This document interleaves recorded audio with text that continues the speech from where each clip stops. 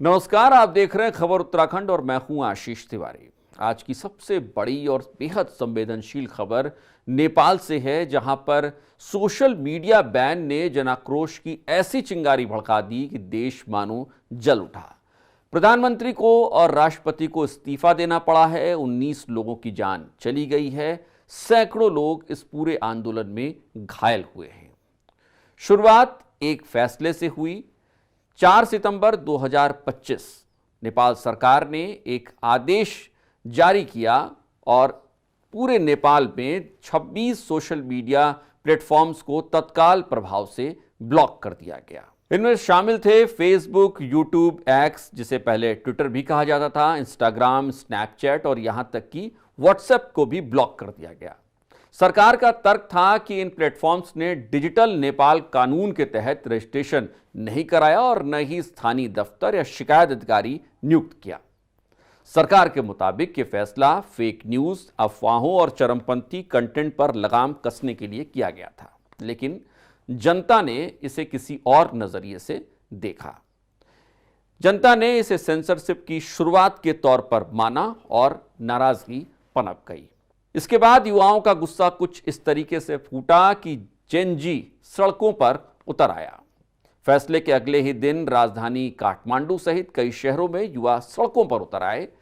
VPN के जरिए online आंदोलन छिड़ गया। हैशटैग ट्रेंड करने लगे, free Nepal, open the net और तमाम इस तरीके के हैशटैग पूरे नेपाल और दुनिया में ट्रेंड कराए जाने लगे। देखते ही देखते यह विरोध एक जन आंदोलन में तब्दील हो गया।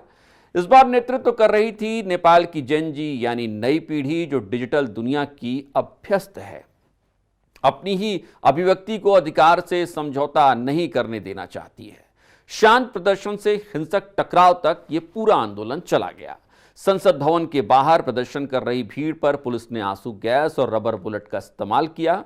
इसके बाद भीड़ काबू में आने के बजाय और ज्यादा भड़क गई। जवाब में प्रदर्शनकारी और भड़के, कई जगहों पर आगजनी हुई, सरकारी इमारतों और नेताओं के घरों पर हमले भी हुए। अफसोसजनक तौर पर इस पूरे घटनाक्रम में 19 लोगों की मौत हो चुकी है, जबकि 300 से अधिक युवा इस पूरे आंदोलन में घायल बताए जा रहे हैं। लगातार बढ़ते दबाव, अंतर्राष्ट्रीय आलोचना और हिंसा के बीच प्रधानमंत्री केपी शर्मा ओली ने 9 सितंबर को इस्तीफा दे दिया। इसी के साथ नेपाल सरकार ने सोशल मीडिया बैन को आंशिक रूप से हटा भी लिया। प्रधानमंत्री ने इस्तीफा देते हुए कहा कि मैं नहीं चाहता कि एक कानून देश की शांति और लोकतंत्र की नींव को तोड़ दे। हालांकि पीएम ओली ने शायद इस्तीफा देने में देर भी कर दी और हालात उनके इस्तीफे के बाद भी काबू में नहीं आ पाए, बल्कि आंदोलन पहले से और अधिक हिंसक हो गया। प्रदर्शनकारियों ने नेपाल की संसद में आग लगा दी। कई बड़े नेताओं को सरेआम मारा गया, उनके घरों में तोड़फोड़ की गई। यहां तक कि नेपाली कांग्रेस के अध्यक्ष और पूर्व पीएम शेर बहादुर देउबा पर प्रदर्शनकारियों ने हमला कर दिया। यहां तक कि उनकी पत्नी पर भी हमला किया गया। राष्ट्रपति कार्यालय में तोड़फोड़ की गई। नेताओं की सुरक्षा में सेना को तैनात करना पड़ गया। भारत और दुनिया की प्रतिक्रियाएं भी इस पूरे मसले पर सामने आई हैं। भारत सरकार ने नेपाल में रह रहे भारतीय नागरिकों को सतर्क रहने की सलाह दी और सभी पक्षों से संयम बरतने की अपील की है। संयुक्त राष्ट्र और अमेरिका सहित कई अंतर्राष्ट्रीय संगठनों ने भी कहा है कि इंटरनेट एक्सेस अब एक मानवीय अधिकार जैसा बन चुका है। वैसे सवाल यह भी कि क्या सिर्फ सोशल मीडिया बैन ही इतने बड़े और आक्रामक आंदोलन की वजह थी? जानकार बताते हैं कि नेपाल की अर्थव्यवस्था कुछ सालों से जूझ रही है। युवाओं में बेरोजगारी चरम स्तर पर है। भ्रष्टाचार ने लोगों को नाराज कर रखा है। सरकारी सिस्टम से लोगों का भरोसा उठ चुका है और ऐसे में यही वजह थी कि लोगों का आक्रोश सड़क पर इतनी बड़े रूप में सामने आ गया। सवाल यह भी उठ रहे हैं कि कहीं इस आंदोलन को विदेशी फंडिंग या मदद तो नहीं मिली थी।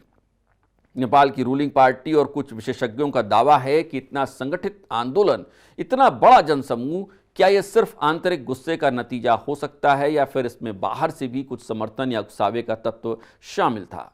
काठमांडू पुलिस ने कुछ एनजीओ लिंक्ड डिजिटल नेटवर्क्स और विदेशी फंडिंग ट्रेल्स की जांच भी शुरू कर दी है, लेकिन फिलहाल कोई ठोस सबूत सार्वजनिक नहीं किया गया है।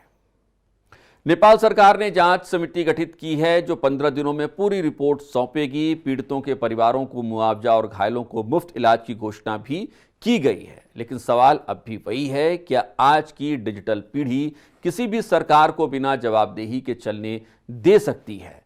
इस आंदोलन ने यह साफ कर दिया है कि जनता अब सिर्फ वोट देने तक सीमित नहीं है, वो जवाबदेही भी चाहती है।